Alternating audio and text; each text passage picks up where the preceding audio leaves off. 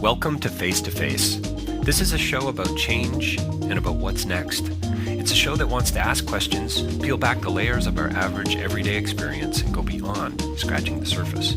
We interview amazing people with incredible ideas and stories who have done wild, weird, and wonderful things.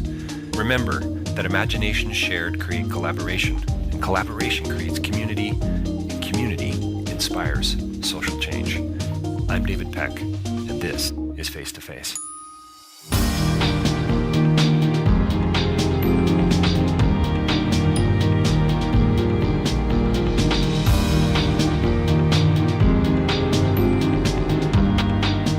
Welcome to Face, our next podcast. I have no idea what date this is actually landing on because, I'm really not that organized. But my guest here today is Deirdre Pike. Thanks for being with us today. It's a pleasure. Yeah, and this is gonna be great. So make sure you listen in and you listen carefully. I'm even gonna recommend you take notes on this one. Deirdre is somebody that I've just recently met she lives in Hamilton, and the SPRC, yes, the Social Planning and Research Council. We're going to ask her a little bit about that and what that means. But I just found out moments ago that she was referred to in a local newspaper article as, I believe, the executive in charge of poverty. Or Deirdre, yes. Can you tell me about what the heck Apparently, is that all about? I am the head of the poverty industry here in Hamilton. Oh, the poverty industry. Yes, Fantastic. I'm an executive without an executive jet, though. It's a sad story, no, really. And yeah. you drive a BMW, I understand. Yeah, a bicycle built for two, more like it. Bicycle but yeah, built for two. Yeah. Nice. Yeah. Well, so why don't we talk a little bit about that and what you actually do, and maybe one day you will be the executive of the poverty industry. Yeah. But I wouldn't mind talking about that whole notion, the poverty industry. What does that even mean? Yeah, I mean, people use that phrase as a pretty negative term, right? It's I think a lot of folks who actually have the lived experience of being in poverty are the ones who rightfully take a look at folks like me who work in research and community development areas to eliminate or at least reduce poverty, and see me getting paid and driving a nice bicycle, and of course resent that. Like they're still living in poverty, and we've been working at this for a long time. How come there's still poverty, and they pay so many of us to be part of the solution? And then in that, they would include folks like housing workers and people from the city of Hamilton and anybody who has anything to do with Ontario Works or Ontario Disability Support. Many people would say we're all part of this poverty industry, and I agree. Like it takes a lot of people at work to maintain. Almost 90,000 people in Hamilton live in poverty, and so you can imagine how much that takes in terms of just providing the supports that are needed. But it's a ridiculous framework because really, my goal in life is to work myself out of a job. There's way more fun stuff to do out there, but I care too much about these folks. So, boy, I've got about 3 or 4 different levels I want to go with you on there. But tell me a little bit about that. Why you care? Why you're compelled to do this? You're working yourself out of a job ultimately, but why not the fashion industry? Why don't you work for, why aren't you creating our next really interesting vodka-based drink? Well, I'd be more into the vodka than the fashion, I have to say. Okay, your listeners can't see that I am no fashion icon, but I appreciate the reference. You can pretend if you want. That's right, yes. So why am I not in that? Well, my life journey at the age of 16 changed a little bit for me when I became a Catholic. And, as a little kid, I was always drawn to faith communities.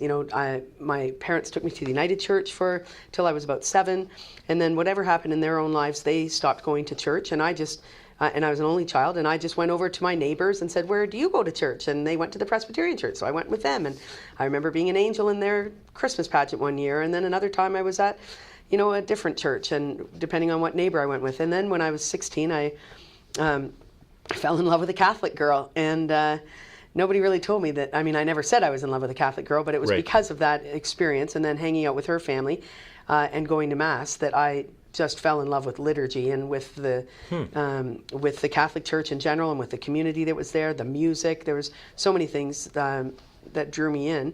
There were so many things. And how old were you when you fell in love with liturgy?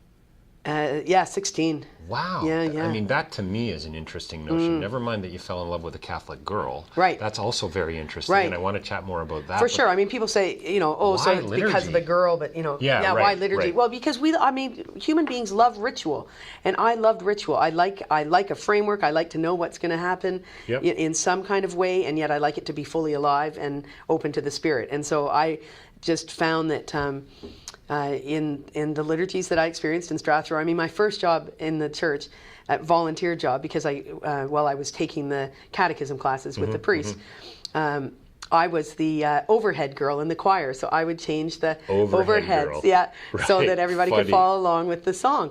And at the time, I mean, it was 1978 or 78, and Supertramp had just released Even in the Quietest Moments around that time. And we were singing, "Oh Lord, is it mine?" Now that's an example of bad liturgy, I want to say. That's not a liturgical piece. But there was still something about the way ritual is done in the Catholic Church that drew me in. And so... And this is connected to the work you do today, you feel, in some way? Well, so then my whole existence was driven by that. I became a Catholic. I went to a Catholic high school after that, and then I went to a Catholic university. Where were your parents on all this? So they stepped back from the faith-based approach. Yeah, they were funny. They were funny. I came home one Tuesday night. Every Tuesday night I went down to take catechism lessons with the priest. Sometimes I would smoke a joint on the way to that. Just, so I was a bit of a mixed up kid in terms, I also knew I was I didn't know what the word lesbian was, but I knew that I liked women. So you didn't even have the word at the time? I didn't have the word at the time. I would go to the library. Somebody called me a lesbo once or something like that, and I ran to the library and found a book and learned what that was and started my own I was in a town of 6,000 people. There's no internet. And I felt like I was the only person, attracted to same-sex folks. Talk about being on the outside. Exactly. And so, I mean, I was... And you love liturgy, so I mean... So I had this weird mixed up thing, right? Like lots of LGBT youth, drugs and alcohol are a big part of our lives as we try to, calm feelings down about anxiety, about what's wrong with me and all of that. Right. And so I had some of that going on. I was also on the basketball team and the first trumpet in the orchestra. And then at the same time, I played trombone, and, Oh, yeah? and the only reason I think I did it was, that little mechanism that you could empty all your... The spit valve. The spit valve. We used to have a lot of fun with the spit Yeah, valve. the trombone one is a pretty powerful one. You could hang that over the head of the trumpet players. Anyway. Yeah, so I was involved in all those sorts of things, but I still always was just drawn and driven to talk about Jesus, to learn more. Jesus loved me, that's all I knew, and I wasn't really sure if anybody else around did. So there was some really great safety and love in that message. And I had this great priest. Every Tuesday night I would go down and we read through this book together called Life in Christ, and it was a sort of a question-answer thing, and we would just move along. And after a year, we'd work through the book, and he said, "Well, I think you're ready." Like, there was no such thing. Now we have, and I was part of teaching this for a long time. In the Catholic Church, we have RCIA, which is the Rite of Christian Initiation of Adults. It's how adults become Catholic if they want to become Catholic, or get confirmed if they never were, stuff like that. So they didn't have that then. It was just this one-on-one experience with the priest. And then one Tuesday night he said, "Yeah, I think you're ready. If you want to be baptized, you could, And in fact, I didn't even need to be baptized because I was baptized united. And now we recognize all of that. Right. And I mean, we even did then. But at the time, again, because there was no set process, I opted for baptism. I was like, I'm going to be baptized in the Catholic Church. That's great. So I walked home and told my mom. And she said, "Over my dead body, what if you meet a Protestant boy?" Wow. And that phrase was so complicated for me at so many levels because it didn't matter one bit whether I met a... So at this point, your parents have no idea about your sexuality and where... Well, that's what she was pretending. Years later, when I came out to her, I said, "Mom," because I never came out to my dad before he died, and I said, "Mom, do you think my dad knew I was a lesbian?" And she said, "Oh, honey, we both knew since you were 11. Like, oh, now if only you could have shared that story with me. So that is another motivating thing for some of the other work I do that I'll get into. But, just as we, just to follow on in this Catholic thing, the other complicating factor, but not too much for my dad, but my dad was born in Belfast and to Protestant parents. And so all he said when we did finally meet with the priest, so I took them to meet the priest, and the priest assured them that I was ready for this, that I'd been, very thoughtfully discerning this process, and so he supported me in it, and And my dad just said, your Nana will roll over in her grave, sort of thing, because she must have been a Catholic-hating, Belfast Protestant. So other than that, they were in the front row the following week when I was baptized, or whenever that happened. So they were there, they affirmed that ultimately? They used to come to Mass with me quite regularly. When people have left something behind, and then I see this a lot in religious experience anyway. People cry at church. Yeah, and, sure. And it brings out all kinds. I mean, if ritual is done well, it brings you to the depth of despair, or not maybe despair, but some sense of sadness of your own reality, and then it can bring you to as high as the heavens or whatever. And so my parents were always interesting. I always remember my dad crying a little bit at Mass, and my mom or whatever. But they totally supported me in all that. So I got my degree in religious studies, and then worked for 14 years as a pastoral associate in the Catholic Church. Wow. And became responsible for helping adults who wanted to become Catholic, for the education and all of that. So were you at this point out? No, I was never, I didn't completely come out until I left working in the Catholic Church. I see, okay. But I had experiences where I was out. Being out is it's to different degrees, right? And so, yeah, sure. Well, there's something too to me that I don't actually, and I've certainly, I'm familiar with the terminology, et cetera, but being on sort of the outside, if you will, it has a bit of a negative edge to it almost sometimes. Maybe not. You tell me. But oh yeah, they came out. Does that make sense? Well, it doesn't make sense, but I'm sure that there are people who are. Who are homophobic or have some misunderstanding or whatever that they would say that disparagingly, but really to come out is liberation, is freedom, and is to find health and wholeness. And Harvey Milk, who was the first out city councillor in San Francisco and was shot. Film with amazing, Sean Penn. Amazing, unbelievable. And the uptake on it was not very strong. Right? People don't want to watch a movie with queer content. It's okay to watch Will and Grace, apparently, or Modern Family or something. Or Modern Family, but that's such an important film that did not, become the box office hit kind of thing that others have. Anyway, Harvey Milk always said, "I'm here to recruit you." And this was his calling line on radio shows and when he spoke. And what he was saying was, to people who are closeted, as scary as it is, come out. This is the only way we're going to actually find our freedom and find our voice together and find a place in society. And I make that same call all the time for those who can. Now, the scary reality nowadays for kids is that they come out and 50% of them will be on the streets because their own parents kick them out because of their sexual orientation or gender identity. Wow. Or they might get sent to a camp in the United States that'll help straighten them up. There's all kinds of negative things. Kind of like what we might have done with young women who got pregnant back in the 60s, maybe? Absolutely. Send them to camp or to the aunt or uncles out west, and then they have their child, and then they can come back home. That's right. Yeah. Well, this is to one of the big camps. One of the big programs is called Exodus, and interestingly enough, a good news story is that the two leaders of that program just exited themselves from Exodus and just said they've just come clean and said, we realize we have committed so many acts of damage to LGBT people in their lives. So Exodus is somewhere in the southern states? Somewhere in the States, where you send your gay kids who will be corrected? That's right. It's called sexual orientation reparative therapy. From a religious perspective? From a Christian perspective? Because Exodus, of course, Yeah. So if, we pray enough for you, if you get enough scripture and so on, enough counseling, you'll become they call it pray the gay away. Oh, you've got to be kidding me. No, wow. Pray the gay away.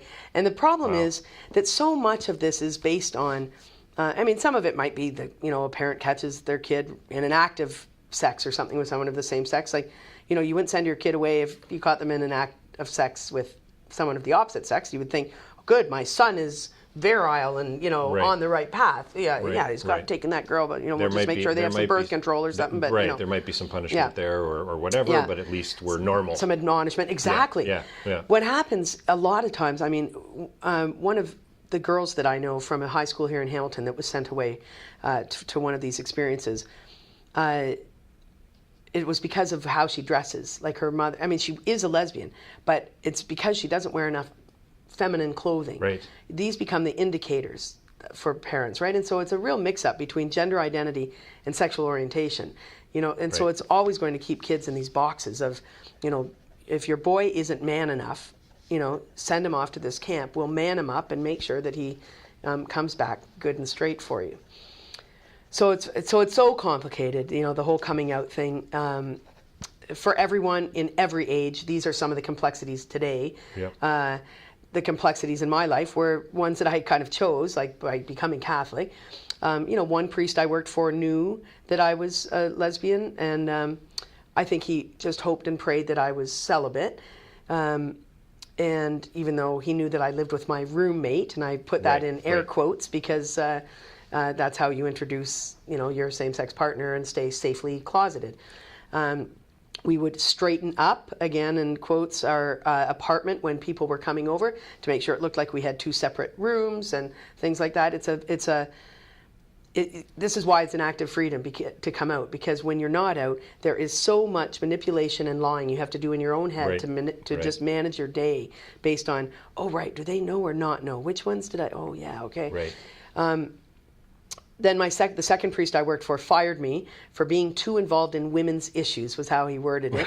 Right. So I don't know which issue he was concerned about, but I was leading a women's scripture group with a feminist psalm psalter, and he was upset that there was an analogy for God as a grandmother in that book. He found that quite offensive. So that was problematic. Anyway, I left there, moved. That's how I got to move to Hamilton. I was glad, and worked for another priest who was, again, open about the reality that I was a lesbian, but saw it important that I didn't cause scandal in the church, sure. And then my last parish was in Ottawa, and they actually pretty much hired me because I was a lesbian, because run by the Oblates, that parish was looking to reach out to the marginalized, to the other, and so we had a special ministry for LGBT people. We always had a mass at Pride and things like that. So it was really quite great.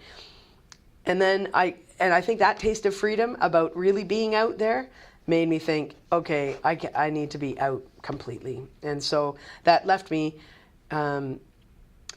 to leave working in the church, but it certainly didn't lead me to leave my faith. You still consider yourself faith-based? You have a strong faith? You attend a Catholic church locally, right? Yep. I'm on parish council and sing in my choir. And in fact, when we first met, we met in the room we're actually doing our interview now in, which is in Hamilton at the SPRC. And you walked in, and one of the first things I noticed about you was the crucifix you had hanging from your neck, and then it broke on my honeymoon. Do you think that's a sign? It's a metaphor of something. I was worried about that. Yeah. Interesting. Broke on your honeymoon. And not doing anything in particular. I was just going to say, how did that break? Yeah. So, and then we ended up talking about Catholicism out on the sidewalk and Christianity and different things. Within minutes, we were kind of into it, which I think is amazing. It speaks to, I hope, our relationship, but also your level of authenticity and transparency and so on. How have you dealt with all the disconnects? Being a lesbian, being in the Catholic Church, for crying out loud. Could you have picked sort of a more rigid denomination? Yes, I think I could have. You probably could have. I know a couple of them, but I don't want to name them in case I upset some of your listeners. What do they rhyme with? Well, it's the opposite of, instead of RC, it's CR. Yes. Yeah, or CRC or whatever, but yeah. Well, and it's true. Which is my partner's background, and so she's, and we just got married. So you guys have got your bases covered, basically. My goodness, yeah. Well, when I met you, Dave, I was just getting married, I believe, right? That's right. It's going to be in a couple of weeks or so. Yeah. Well, that's what I was going to say, and you had said to me at our conversation that everything was fine for you as a lesbian because you were on the council and you were on the church choir and so on. But then the moment that you wanted to get married, things shifted a little bit, and it was like there was some sort of now you've crossed some sort of denominational line or maybe some sort of scriptural line or something. Can you? Was that your experience, or how have things played out? Things have played out just quite fine. I think that I was projecting my own fear of what could happen. Right. Yep. And my own fear and my own disappointment, and that seems too light a word. After you've devoted yourself to something for a long time, and then something important comes along, and you have to distance yourself from it. And so in this case, what I'm saying is, I had devoted my life, my mission, my vocation was to working in the church, creating community in Catholic parishes. assisting couples getting married. I was responsible for marriage preparation, for Pete's sake, you know. Which is pretty funny. Yeah. And so all of that, and then when it comes time for me to get married, you know, really, frankly, it was heartbreaking more than anything, not just disappointing. I remember once, so I'm also a lay associate of the School Sisters of Notre Dame.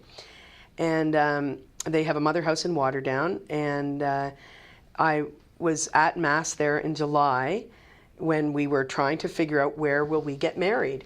And I knew I couldn't do it in the Catholic Church. And I didn't break out crying, but I certainly was moved to tears as I was listening to readings and songs and thinking, if I was marrying a man, the nuns would let me have my wedding right here in this most beautiful chapel. Like, I know that they've had weddings there before from people who have been associated. And, you know, it can be, and so some people get really angry. Like I've been my angry self, you know, I did that. Yeah. And that anger has motivated me, I'm sure, in lots of ways to do what I do now in terms of creating positive space for LGBTQ people. And it's led me to say, and I'm not leaving. Like, somebody's going to have to carry me out, you know, I think, you know, unless I have some remarkable shift in attitude. But I am still deeply in love with the liturgy.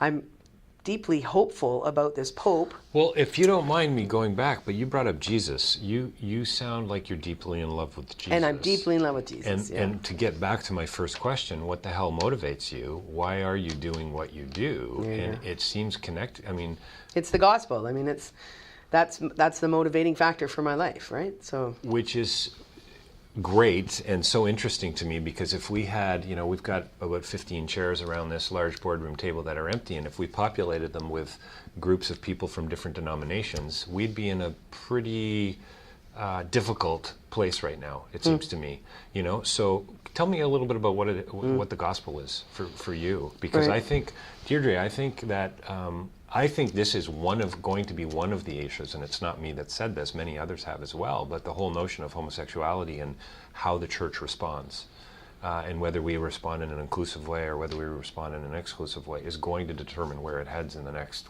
10, 15, 25, I don't know how many years. It's of fundamental importance, you know, how we love our brothers and sisters and our neighbors around the world. And then, because from that, I think, follows why we work, why I do international development, why I work in local poverty issues, why I work with First Nations groups and so on, and why you do what you do. So I think it's all connected very much. I mean, it all comes down to love, it seems to me, on some level, without getting a little too flaky. Yeah, but it's true. Because I think you and I could get pretty flaky pretty quickly. So, I'm sure. But, and I could break out into song right now, you know, That's related to it. But I don't have any candles here, otherwise I'd light them. Yeah. But isn't it Matthew 25 or so, the story of the, you know, dividing the sheep and the goats, right? And what's the main call there? When I was hungry, you gave me to eat. When I was thirsty, you know. So that seems to me to be pretty much the criteria of, and I'm not talking about getting into heaven, but about whether or not you are actually this whole living out notion the of gospel. getting into heaven. I mean, that's a whole other podcast. It seems to me that's deeply problematic because it seems to somehow minimize or reduce what we're actually called to do here on the ground, and it levels our humanity, and not in a good way. That's right. Does that make sense? Absolutely, because you know, because Jesus said in Mark that the kingdom of God is close at hand. You know, and so I believe we're supposed to be bringing that heaven here now, right? That's the work that we do. And so when I do that, like when I bring hope, really. To young people who are gay or lesbian, bi, trans, and struggling with their sexual orientation, gender identity, I recognize very clearly that I am choosing life, because 1/3 of all LGBT youth in Canada, 1/3 of all suicides of youth in Canada are LGBT youth. Wow, 1/3 of all youth suicides in Canada are by gay, lesbian, bisexual, transgender youth. And so we are not just about, like, this can't be this really happy conversation about creating positive space, although I have to use, you know, I just heard the other day, I forget who said it, was, you know, if you're going to tell someone the truth, do it with humor, or else they'll kill you, right? You know, and so I mean, I deliver a pretty tough message to all kinds of people. The people that come to so this one piece of work that I do is delivering training to help organizations bring about positive space. We call it positive space, so it's inclusive space. It's space where human rights are recognized and LGBT people, their friends and allies, are welcomed and supported. So I deliver that message to, for example, Hamilton Police Services. And the police have had a tradition, not just in Hamilton, but of being, you know, the enforcers around gay sex, whatever. I mean, all kinds of things. The relationship between police and queer folks has not always been that great. And so so I use humor for sure when I'm standing in front of 70 people with guns and trying, I mean, they don't have their guns on them, but, you know, they can be a daunting group. Of course. To say, you know, you got to shake it up a little bit. This is how, you know, this is how your actions are, you know, these are the ramifications if you don't really work toward this positive space. So all of that to me comes from the gospel call, like Jesus says all over the place about, you know, be hospitable. You know, Sodom and Gomorrah is not about, you know, that people had sex with the wrong people. It's about the fact that they weren't hospitable to people from another country, you know. Right. And so hospitality, welcoming, love, all of that, you know, that it's just the driving factor of. Have you ever ended up, I'm sure you have, in shouting matches with people of other faiths who are, you know, kind of the God hates fags kind of thing that you'll see at the World Trade Center, you know, the Jerry Falwell kind of bunch. I just watched a movie called Hellbound recently, which is interesting. You need to check it out, actually. It's really interesting, just talking about, you know, whether or not hell exists, or, you know, what happens after we die, kind of, and who knows. Metaphysical questions, like David Hume said, should be committed to the flames. I mean, you can't even speak about these things, really, in some respects. But the filmmaker is out there in front of the new World Trade Center memorial site with this small group of people quoting scripture with the God hates fags sign, and you're just, and basically saying 9/11 was justice. And I don't even know what to do with that. Yeah. Like, the liberal socialist side of me that supposedly is about love and tolerance just wants to push those people out of the lifeboat. Like, I got no use for that. I don't know. I mean, maybe I'm tipping my hat a little bit here too much, but yeah, I just, how do you love that? How do you respond to that person? And I'm just wondering how you've dealt with that kind of thing. I'm sure 16-year-old, when you sort of understood your sexuality, I bet you got a few stories, Deirdre. I have some stories, but no shouting matches. Good. So I'm really, but I think you know, in some angry days, I've shouted about the church, right? You know, I've argued with priests about why women can't be priests and things like that I still think are ridiculous. You know, so while I say I love the church, it doesn't mean I'm stupid and think that they have really great policies on everything. Like, clearly we have some differences, but on the ground, I have to say, at my own church, you know, my choir came over and sang at my wedding at the Anglican Cathedral when I had to give in and go somewhere else to get married. You know, that was a very powerful experience. And since then, I just saw 2 women yesterday at the coffee shop from my church. They're, I'm sure, in their 80s. And they wanted to see my ring, and they're congratulating me for being married. And these are the stalwarts, the Catholic Women's League. You know, people say, oh, old people are homophobic. No. You know, I mean, everybody has an opportunity, you know, the possibility of being homophobic. And, you know, age sometimes brings you that grace and wisdom that, in fact, it was easier to tell my grandmother I was a lesbian than it was to tell my mother. So I think we have to be really careful about how we generalize. And we wouldn't be spending millions of dollars in the Ontario education system trying to get kids to stop beating the crap out of each other if it was old people that were homophobic, right? So we have to really think about that conversation differently. So you're a lover of Jesus, you're a lesbian, and you are also doing a whole lot of good locally. You're working with poverty issues, you're working in housing issues. Tell me a little bit more about what's going on in Ontario, but specifically Hamilton. Clearly, you mentioned earlier 90,000 people living in poverty.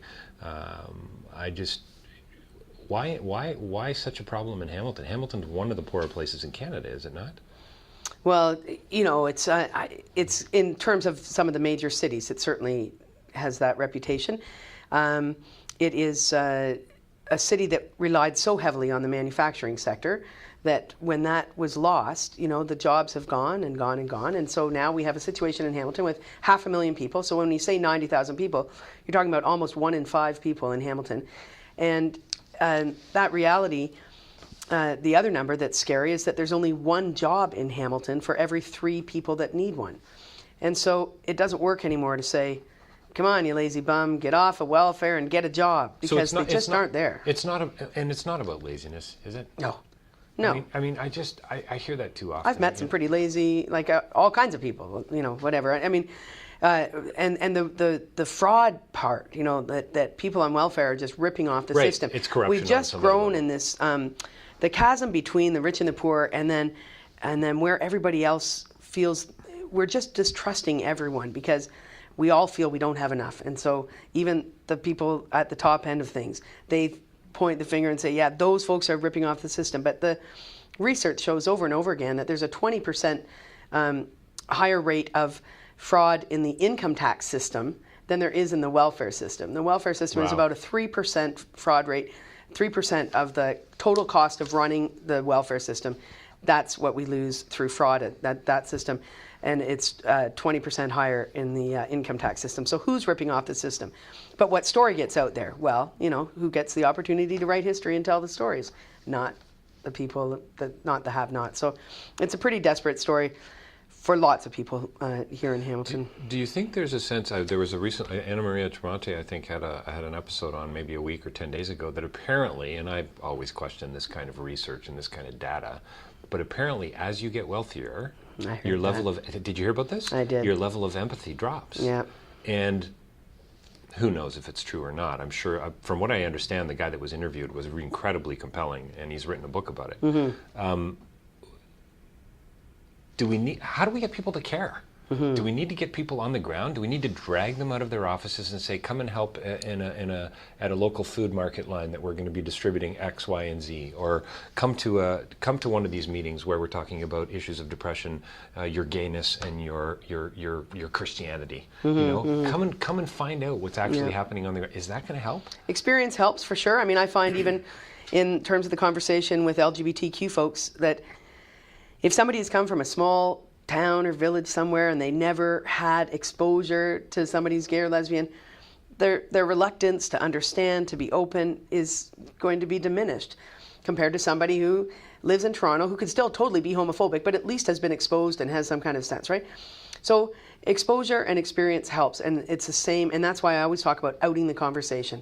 It's about getting people out of the closet, and then it's about the conversation coming out of the closet, not just about inclusive places for LGBT people, but outing the conversation about poverty too, and telling more important stories, more compelling stories, and not relying on pornography, which is exploiting the poorest of the poor, because, I mean, you work in other countries, real poverty is a little kid with a bloated stomach swatting a fly. Right. Poverty pornography, yeah. I haven't heard pornography before, but pornography. Porn, I've certainly heard the phrase, yeah. And so, but I spoke at St. James Anglican Church in Dundas. I preached there a year or two ago, and we know from Reginald Bibby's work that going to Christian church in Canada is very much a middle class activity, right? And so here I am in this middle class church, outing poverty, telling people stuff, compelling things. In Hamilton we can fill Copps Coliseum 5 times with the number of people who live in poverty. These are compelling numbers, and they tell a story and paint a clearer picture. But I didn't need to do a thing after that, because then at the coffee and tea luncheon thing afterwards, they had me do a bit of a Q&A, and so I was continuing the conversation, and one of their own parishioners came up to the microphone and started to tell her story. She's been there for a long time. Everybody knows her. But her husband was laid off from one of the plants in Hamilton about 5 years before that, and he couldn't find another job. He ended up at McMaster University in food services and minimum wage, got a repetitive strain injury, and he's in his 50s. It's very hard to employ, white guys, that have been doing the same factory job at age 55, to find something for the rest of their working lives. Then he ended up being a greeter at Walmart. And then he ended up in depression, of course, because, right. You can the situational depression or maybe longer term. I decided to become a male stripper at 55. Hey! Now, that is freedom 55 for me, Deirdre. There you go. And I think, you won't be poor because Rich of it. I can tell. Beyond my wildest dreams. I'm sure. And now I can tell you I will not be coming to your show. That's right. And don't be offended by that. Oh, I won't. I'm not a big friend of the penis. But so...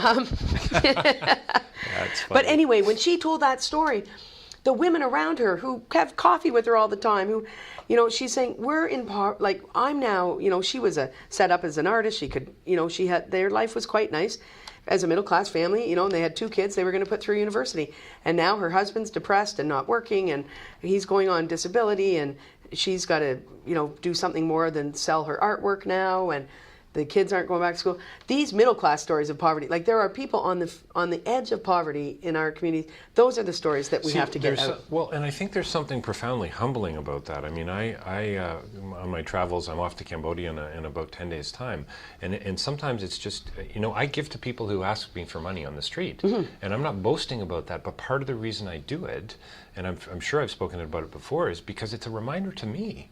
I don't know that it's my responsibility anymore after I've handed out that's a gift. You want to go and buy a drink with that or dinner, I mean, I think I can leave that with you. That's right. And yet there is a certain amount of a responsibility. I get that, but at the same time, it's a reminder for me. Yeah. It's a reminder for my children that we are in a position that they aren't, and I hate the we, they stuff, please understand me, but it's so easy to forget that whole there, but for the grace of God go I kind of stuff. And so you're telling this story to me. It's like, hang on a second here. These things are all very connected.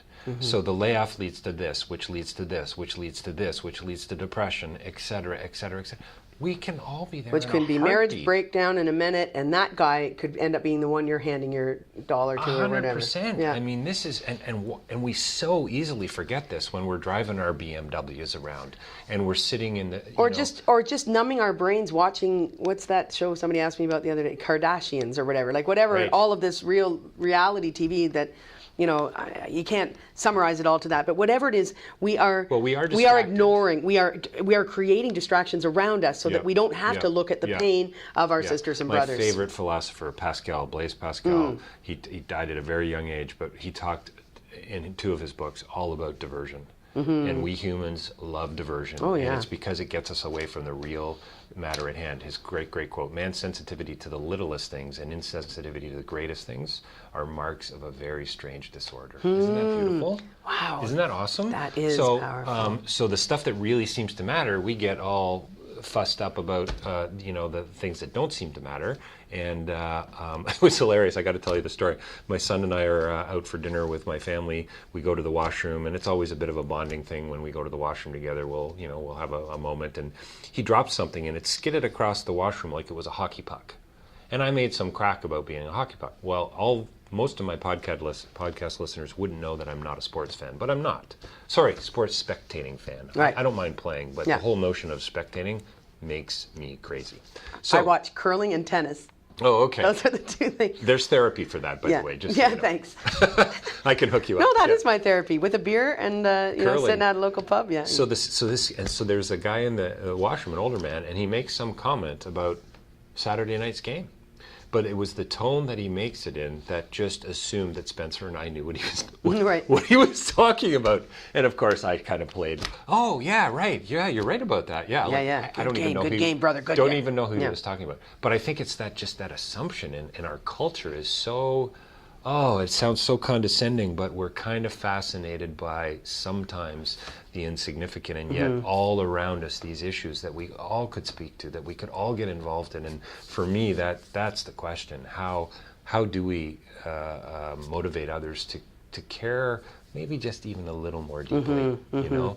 And it's I don't think there's any easy answer to that, but I think we chisel away at it like you've been doing since you were 16, you know? Yeah, and I think you know, I want to go back to that question you asked me about getting angry, like yeah. So, I mean, it certainly would be counterproductive for me to, when I say that I'm a facilitator of creating positive space, to not be you don't strike me as an angry person, by the way. You've got the, I mean, the moment you walked into the meeting when I met you several months ago, smile on, there was an energy, there was a passion that frankly I find a bit surprising as I learn more about your story. So delightfully that's great. Surprising, Thank you. Yeah, I was going to say, I think I should say thanks. I think that was a compliment. So I want to tell you, so there's a nun, Barbara Fiond, she's from the Congregation Notre Dame, and she, from the States, and I heard her speak, and like a couple of decades ago probably, and she moved me at that time to recognize the danger of being negative and angry all the time. And her example was, so I think George Bush was in Iraq at the time, had maybe just moved into that area or whatever was going on, or it could have been Afghanistan. I hear he owns a subdivision there now. Yeah, I bet. And so so she used this as an example that the negative energy that, if we walk around like mad, like George Bush is making some decisions that are terrible for our world, right? So we can walk around being really angry and sending all this negative energy to the White House. You bastard, look what you're doing, and da-da-da. And we fill up the energy, the cosmos, with that negative energy. That's what he feeds off of, and he's going to keep going out there and killing stuff. Right. Or we pray for him.